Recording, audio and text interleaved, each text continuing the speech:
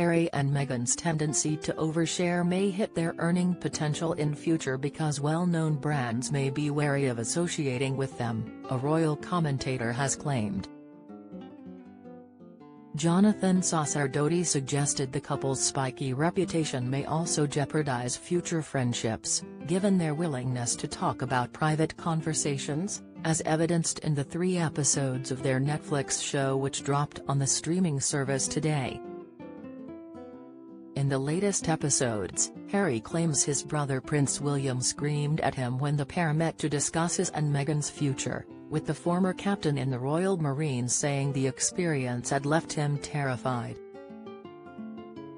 Meghan, meanwhile, is shown saying wow after her husband shows her a text from Prince William sent after their explosive interview with Oprah Winfrey last year.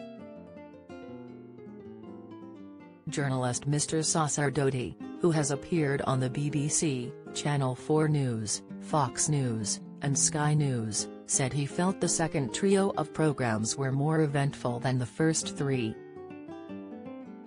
He told Express.co.uk, "It was as if they deliberately kept the actual content for the later episodes so people would keep watching when the initial buzz died down.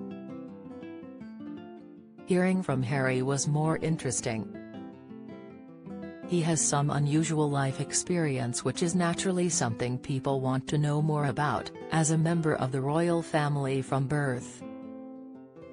Referring to Harry's clashes with his brother, Mr. Sacerdoti said, "Ultimately it seems like the story of sibling rivalry which was told in this documentary is a tragic one. There's no cure for being second-born, especially in a family where that matters so much in terms of your role and responsibilities. Therapy may well help, and I hope that it does, but the Netflix oversharing won't. Raking over old family fights in public for massive sums of money probably isn't the route to inner peace and happiness. It's hard to know which brands would want to associate with the couple as they are quite unpredictable and in my opinion they have a spiky reputation. That's a risk for anyone choosing to use them for celebrity tie-ins. In terms of friendships as well, it might be difficult because they have shared in public a lot of private material from their lives, so it might mean potential friends would feel inhibited around them." Harry's insights had been fascinating, Mr. Sacerdoti said. He explained, as the late Queen's statement said, "Recollections may vary, but these were his, and he was part of this explosive moment in royal history. It is easy to see how he has come to frame events as he does, and that he might feel justified in the actions he has taken." He also suggested given the ongoing cost of living crisis, plenty on both sides of the Atlantic were unlikely to see the Sussexes as victims on the evidence of the 6 shows. He said, "It was certainly a good advert for being super rich. Their lifestyle both before and after Megxit looked luxurious, and plenty of people struggling to heat their homes today would envy the cottage they were so disappointed to be living in the grounds of Kensington Palace. The series of mansions they've inhabited since are even more extraordinary, and sometimes seems an incongruous backdrop for their complaints about how tough life was. Obviously one can be sad or depressed even in a life of luxury and privilege, but I think that many might have been distracted by the luxury Hermes blankets and plush interior design."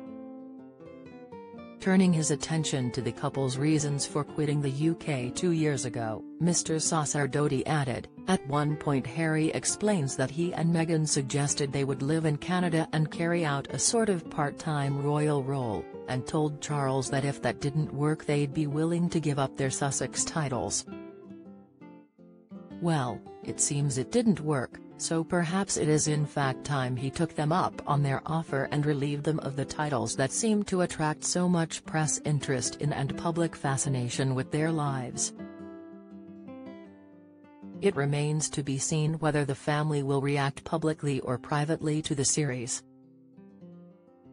Given even private conversations seem to be spoken about publicly by the couple, there might be a reluctance on the part of the family to speak with them about the rift in future, he predicted.